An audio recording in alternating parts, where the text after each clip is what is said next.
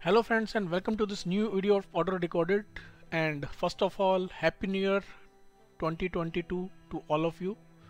और कल शाम को government of India ministry of finance ने नई ट्रैवल इंस्ट्रक्शंस जिसका काफ़ी टाइम से इंतज़ार था वो निकाल दिए। क्यों निकालनी पड़ी है इंस्ट्रक्शंस? बिकॉज आप सब जानते हैं एयर इंडिया का डिसइन्वेस्टमेंट हो चुका है। मीन्स एयर इंडिया अब एक गवर्नमेंट कंपनी नहीं है, इसका कंट्रोल टाटा के पास चला गया है। पहले हम सबको अगर हम टेम्परेरी ड्यूटी जाते थे या हम एलटीसी पे जाते थे तो उसके लिए एयर इंडिया की टिकट लेना ज़रूरी था अगर हमारी एंटाइटलमेंट बाय एयर की है। लेकिन अभी जो है ये ज़रूरी नहीं रह गया है। दो इंस्ट्रक्शंस कल इशू हुई हैं, दोनों इंस्ट्रक्शंस आपको दिखा देता हूँ। सबसे पहला जो क्वेश्चन काफ़ी लोग पूछ रहे हैं कि क्या ये एलटीसी के ऊपर भी लागू होंगी या नहीं होंगी, इसी वीडियो के एंड के अंदर बताऊंगा कि लागू होंगी या नहीं होंगी। लेकिन क्या है वो इंस्ट्रक्शंस जानते हैं इस वीडियो के अंदर।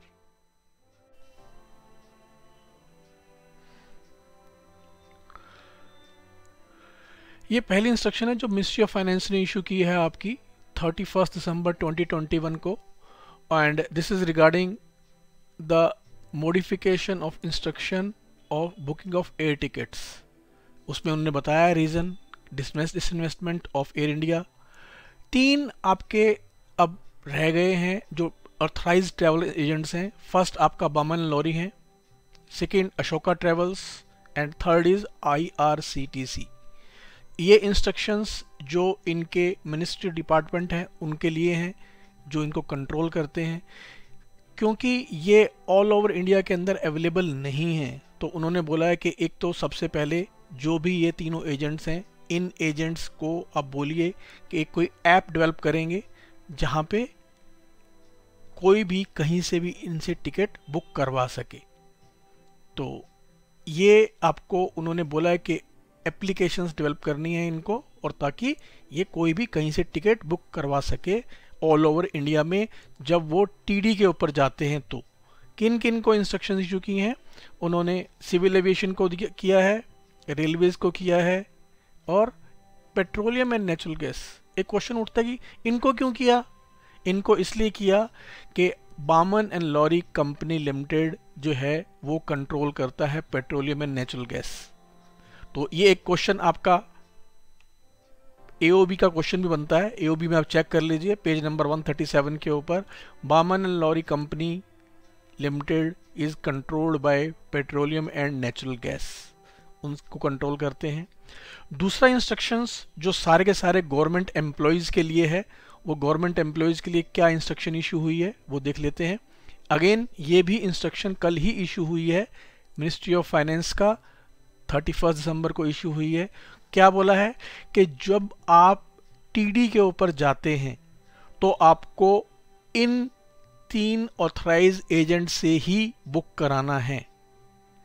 एंड ये जो 3 आपके एजेंट्स हैं ये बेस्ट अवेलेबल फेयर के हिसाब से आपकी टिकट बुक करेंगे। मींस एयर इंडिया के ऊपर आपको बुक कराने की ज़रूरत नहीं है।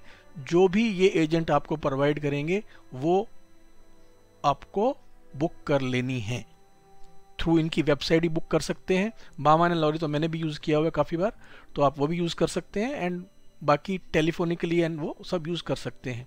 कोई भी एजेंसी चार्जेस नहीं देने हैं इनको।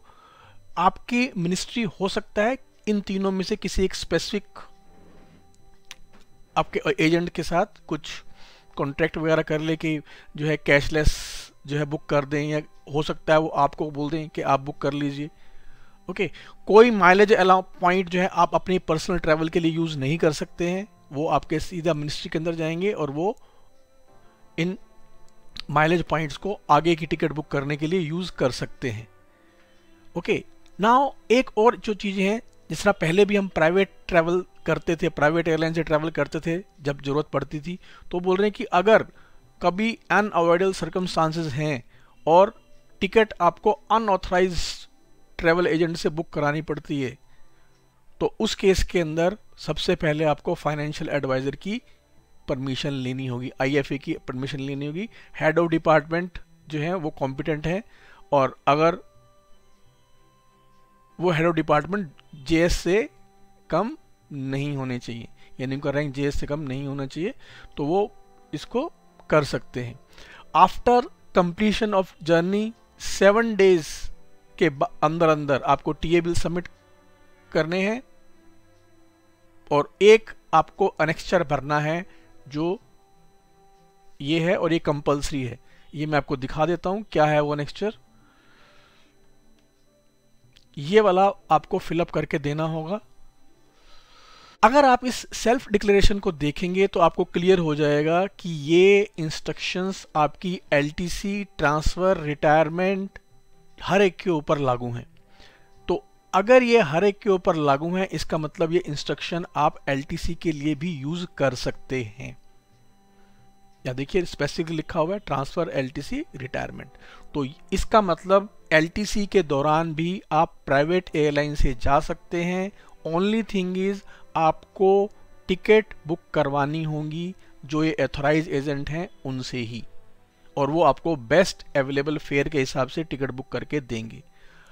अगर इमरजेंसी कंडीशन के अंदर आपको प्राइवेट एयरलाइन से बुक करवानी है, उसके लिए आईएफए का आपको परमिशन लेना होगा। पहले भी आपको बता दूं, एलटीसी के दौरान भी प्राइवेट एयरलाइंस के लिए आईएफए से परमिशन नहीं मिलती थी। तो जनरली आपको आईएफए से परमिशन एलटीसी के दौरान मिलने के chances are very slim, but TA के दौरान मिल सकता है, वहां पे आपको लेना पड़ेगा। आप उसके बाद फिर रिपीट कर रहा हूं, कोई भी प्राइवेट एयरलाइन से जा सकते हैं, but through booking through authorise agent. Paytm, आपका कोई और सोर्स, कहीं से भी आप डायरेक्ट बुकिंग नहीं करवा सकते हैं, उसका रिम्बर्समेंट नहीं होगा। तो दोस्तों ये था आपका आज का वीडियो। अगर आपको पसंद आया है तो इसको लाइक करिए, सब्सक्राइब करिए। ऑर्डर रिकॉर्डेड को आप हमें फॉलो कर सकते हैं, इंस्टा के ऊपर, ट्विटर के ऊपर भी फॉलो कर सकते हैं, और ये आपका टेलीग्राम ग्रुप है। इस टेलीग्राम ग्रुप के अंदर अगर आपको कोई प्रिपरेशन वगैरह करनी है एस वगैरह एग्जाम की, तो आप इसके साथ भी जुड़ सकते हैं। Thank you very much.